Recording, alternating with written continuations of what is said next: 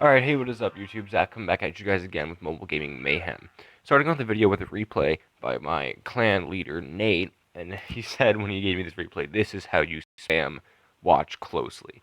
So I'm thinking he's going to be using a spammy deck, and as you can see, he has, his spear goblins, his skeletons, a lot of low elixir troops to work with here. So he throws down that tombstone on the right side, and the other guy starts off with a ton of spear goblins coming in on the left. Now, if those go unchecked, that could have been an issue, but that bomber does take care of them. Looks like Nate's opponent here does have a goblin barrel, but that's quickly neutralized as well. And at the moment, Nate does have a little bit of offensive control of the map. So they kind of just go back to a neutral standpoint here. No one's really playing any cards, and it looks like the other guy throws down a giant on the left side. Let's see how Nate deals with that. He throws in his own knight, try to get off some damage on the giant, as well as some skeletons. And luckily for him, that giant was distracted by the Tesla and then the tombstone, so it does go down without getting to his tower. This other guy has accumulated quite a few spear goblins once again, which are in numbers able to pick off pretty much any high health building or troop. So they do take out that knight, and he has a ton of them coming for Nate's tower. It looks like they're going to be able to get quite a few shots off before he can throw down another card to get rid of them. So in comes that level 6 knight again to deal with these spear goblins. I'm not sure if that was his best play. If I was him, I maybe would have thrown in the skeletons and then the archers instead of the knight. I don't know. So that Tesla does come up and distract a few of the minions, so it doesn't look like any damage is going to be done to his tower, except for maybe one or two shots spear goblins. Never mind, they're going to get distracted by the Tesla once again. His opponent does play another Tesla up near his king tower, kind of a weird placement considering both of his towers are still up. I don't know how much that'll come into play, but you do you, right? Nate throws in some defensive archer bottom left. Good thing he did, because I'm pretty sure they're going to turn and get rid of that goblin barrel as it gets thrown down. So that wasn't too great of a goblin barrel. On the other guy's part, if I were him, I would have thrown it on the right tower because Nate wasn't too high on elixir. So I think Nate's going to be going for a bigger push here on this left side, considering he does have 8 elixir. Never mind, I was wrong. He's going for the right side, where the other guy didn't have anything down yet. So throws in his knight, throws in his minions, throws in his bomber, spear goblins, archers, and it looks like that tower is going to go down. But unfortunately, those goblin barrels are just they're menacing. I'm telling you, if you leave them on checked on a tower, they will take it out. Not maybe not take it out, but they'll do like 800, 900 damage. It's crazy. Looks like Nate cannot get rid of that right tower, and he only has 20 seconds left until overtime. So he's trying to go for a push, and it looks like he's I don't know. I would have thrown those minions in on the left because that giant's going to be a problem after that Tesla goes in those goblins. He's going to go right over to his tower, but it looks like it is going to die, and he made a good call on that part. Maybe I was wrong. So the other guy does have a little bit of an advantage here as far as troops go, but not really. And all Nate has to do is just take out that right tower, which does only have 110 health. Now, yeah, that Tesla is in his way, but it looks like he's going for it, and he's kind of just going to ignore the guys pushing the left, except for, skeletons and spear goblins. So Nate just goes for that, and it pays off. That knight gets in one swing with, like, barely any health left, and he does get that one crown victory. So that was awesome. He was right. That is definitely how you should make a spammy deck if you're going to make one. Anybody else put a replay? No? So we're going to go ahead and give that guy some minions. We do have our crown chest available and our golden chest available to open, but we're not going to do those yet. I want to show you guys another replay I did earlier, maybe 30 minutes ago. And it's actually kind of funny. Towards the end, I end up with 3 bomb towers on the map at one time. It's just crazy. This was a very back and forth, even battle. So I throw in my barb hut in the bottom left to get some defensive barbarians there, because he's also using the spam deck, along with me. I'm also using spam deck, sorry. And so is my opponent, so he's going to have a lot of troops in the field at the same time that I do. So I throw in that baby dragon, which is probably a really bad play considering that musketeer was on the field. So looking back on it, probably should not have done that. His musketeers were raining hell on me in this battle. I'm telling you, it was crazy. So I throw in that goblin hut. No, okay. So musketeer goes down to take out his musketeer and work on those barbs for me because he did throw down a barb hut. But good thing his barb hut is only level 1, so his barbarians that come out of it are only level 3, whereas mine are level 5. We throws in that mini P.E.K.K.A. and I throw in the goblins on the right just to get rid of that, and it doesn't even get one hit on our tower. On the left, he somehow has an advantage, even though I have the same buildings up that he does. Not really sure how that worked out, but it looks like I'm getting a little bit of a push there. He throws in his skeleton army on the right, and most of them go towards my tower, but I didn't want to waste any elixir getting rid of them, considering they were only going to get a few hundred damage off, so I kind of just let them play out. Threw in my baby dragon on the left, and my barb hut did go down just because of time. So I have my baby dragon and a few spear goblins accumulated behind him, but he's not going to make it too far before he goes down. So he throws in his musketeer, who finishes off the barbs that I did have left. But luckily for me, my musketeer is able to take down his left-hand tower before she goes down. And they also take out her musketeer, which could have been a problem for me, so that was really awesome.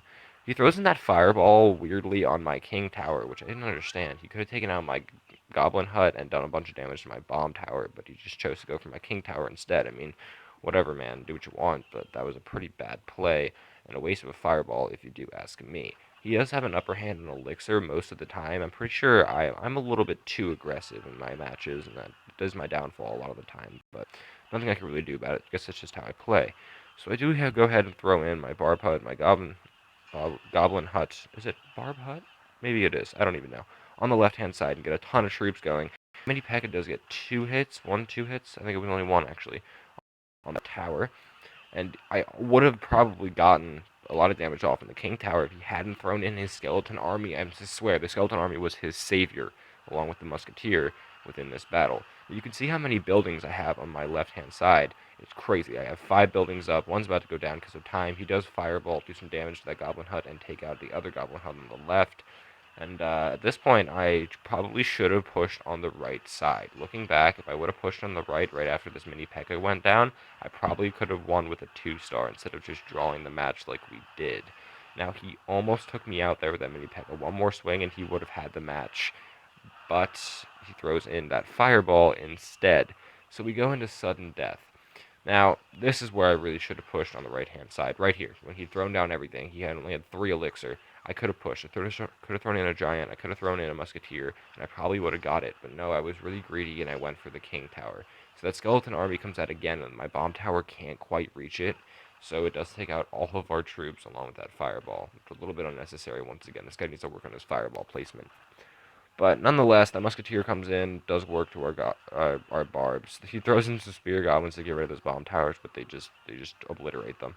So I do have a barb hut down. I have a few spear goblins related. He throws in a tombstone and a barb hut of his own, and I throw in a giant. So with the giant there, I thought it was going to be a good push, and then once again, that skeleton army, perfect counter for the giant. It's crazy how fast they just whittle away at his health. He throws in some musketeer and some spear goblins. I throw in a baby dragon to get rid of some of those spam troops, and it's at this exact moment that I realized I was way too late on pushing on that right side.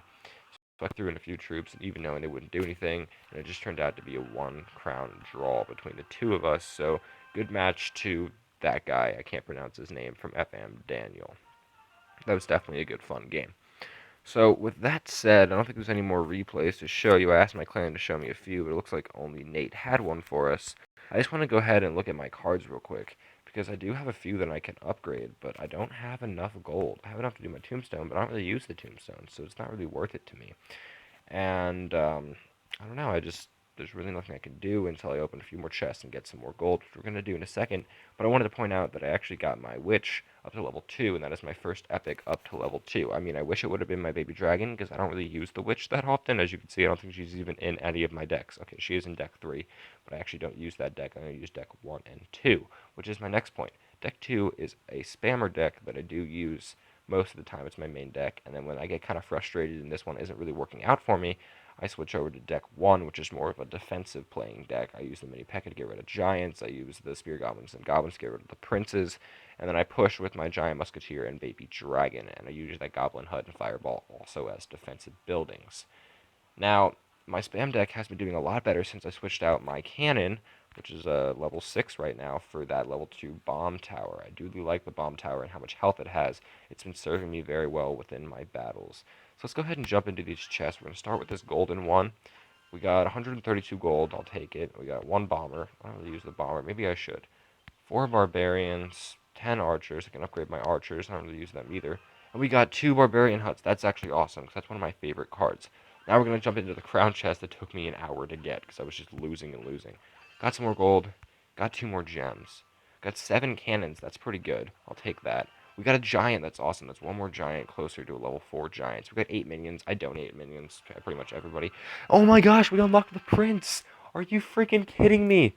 Oh, I've wanted this card since I started the freaking game. Oh, I'm sorry, I didn't mean to hit that button. Oh my gosh. Oh, no way. Okay, sorry for the excitement there, guys. I wanted the prince for so freaking long. I'm always bitching to all my friends how everyone has princes and I don't. Oh, that is the best crown chest I've ever opened. Yes. Oh my gosh. Leave a like, leave a subscribe, leave a comment just because of the prince. That is awesome. Oh, that's the best. Okay, this is the best video ever. Oh, that is amazing. Oh my gosh. So you guys will definitely see me using the prince from now on. That's freaking epic. Oh my gosh, yes. Donate some knights to whoever that was. Oh, I can't even get over that. Oh, that's amazing. Oh my gosh, I'm literally my heart is pounding right now. I'm so freaking happy that I finally have this card. It's so overpowered. Oh, that's awesome, guys. Awesome, awesome, awesome. All right, so looking in the shop, we have 47 minutes till our cards reset, and I don't really want to buy any of this considering how low on gold I am right now. So I think that's going to be the end of the episode. I don't know if you can tell, but I'm like so happy right now. I haven't stopped smiling since I saw that prince pop out of that chest. That was definitely the best crown chest I've ever got. That was absolutely incredible. Leave a like, leave a comment, subscribe to my channel. Go check out my featured channels. Check out my buddy Nate on Mobile Gaming Madness. He does some awesome stuff with Clash Royale as well. Maybe I'll do a collab video with him soon. If you guys would want that, comment down below. But until then, until next time, sorry, I can't stop laughing and smiling. Until next time, I'll see you guys around. Peace out.